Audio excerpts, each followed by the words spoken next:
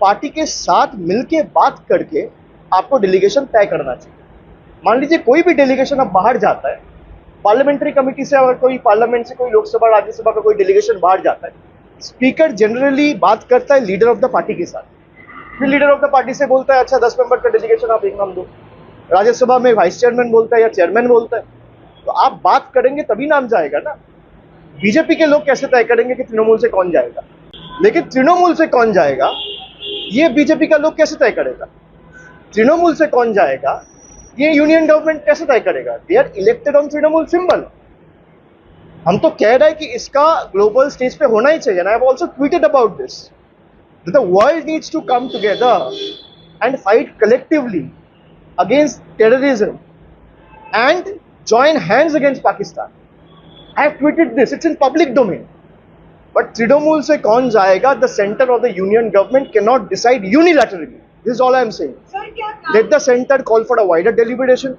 सरकार ने सांसदों के प्रतिनिधिमंडल में टीएमसी से यूसुफ पठान को शामिल किया था, लेकिन जिस देश ने यूसुफ पठान को शोहरत दी, नाम दिया, पहचान दिया, उस देश के साथ जब खड़े होने की बात आई तो वो ये कह रहे हैं कि मैं उपलब्धि नहीं हूं। ऐसा यूसुफ पठान पार्टी के दबाव में आकर कह रहे हैं, ये बात मान लेते हैं, लेकिन यूसुफ पठान को एक बार अपने बगल में झांक जरूर लेना चाहिए, जहां शशि थरूर पार्टी लाइन से हटकर देश के साथ खड़े हैं। मनीष तिवारी ने पार्टी के आदेशों को साइडलाइन करते हुए कह दिया कि हाँ वो देश के साथ खड़ी है।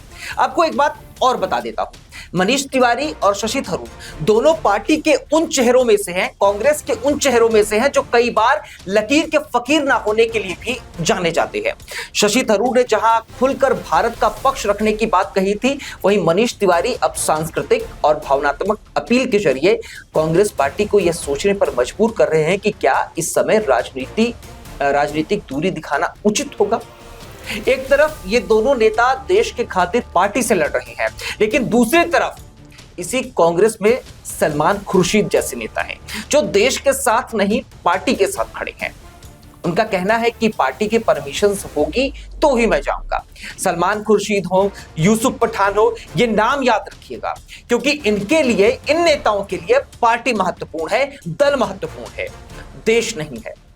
दूसरी तरफ पाकिस्तान से तनाव के बाद हमारे देश के कई नेता ऐसे हैं जिन्होंने देश को प्राथमिकता दी है। इनमें सबसे पहला नाम असदुद्दीन अवैसी का आता है, जिन्हें कई बार लोग ट्रोल करते हैं। उन्होंने पाकिस्तान को उसकी औकात दिखा दी है। राइट विंग हो या लेफ्ट विंग हो, हर कोई आज असदुद्दीन अवैसी को पसंद कर रहा है। यकीन बनो, ऑफिशियल भीख मंगे हैं पाकिस्तानी, IMF से लोन ले रहे जाके $1 बिलियन का।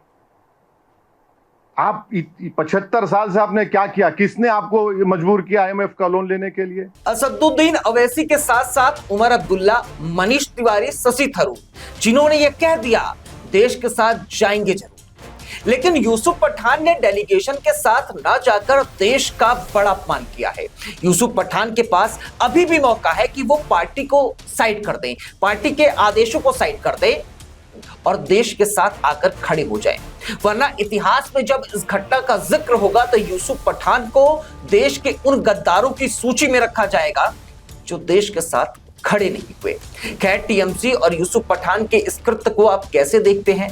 कंटेंट आपको कैसा लगा कमेंट में जरूर बताइएगा, और आपकी ये जानकारी आपको पसंद आई हो तो वीडियो को लाइक करके वीडियो को शेयर करना बिल्कुल मत भूलिएगा।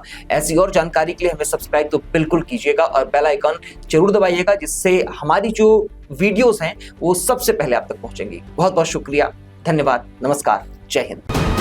वीके न्यूज, राष्ट्र के नाम।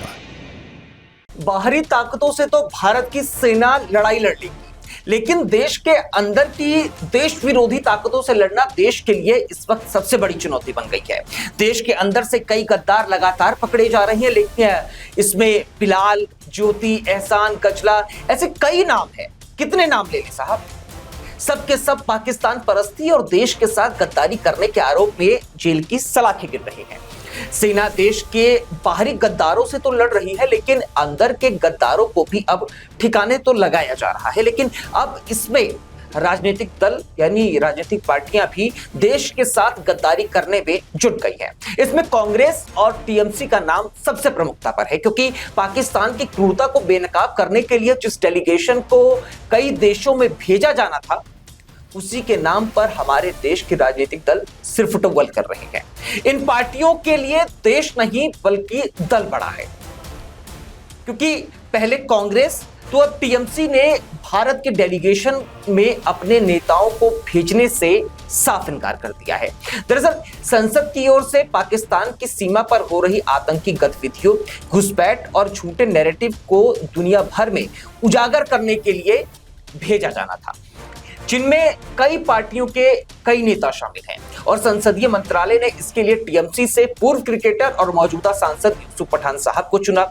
लेकिन माननीय सांसद ने टीम के साथ जाने से इनकार कर दिया। उनका कहना है कि मैं उपलब्ध ही नहीं हूं। इनके इस बयान के बाद अब राजनीतिक गलियारों में भी हलचल तेज हो गई है, तो टीएमसी ने खुद से सामने आकर कहा कि यूसुफ पठान या पार्टी का कोई अन्य सांसद सर्वदलीय प्रतिनिधिमंडल का हिस्सा नहीं बनेगा। लेकिन इन सब के बीच सबसे बड़ा सवाल यह है कि जो टीएमसी देश के साथ, सरकार के साथ खड़े होने के डींगे मार रही थी, उसके दावे अब कहां पर है।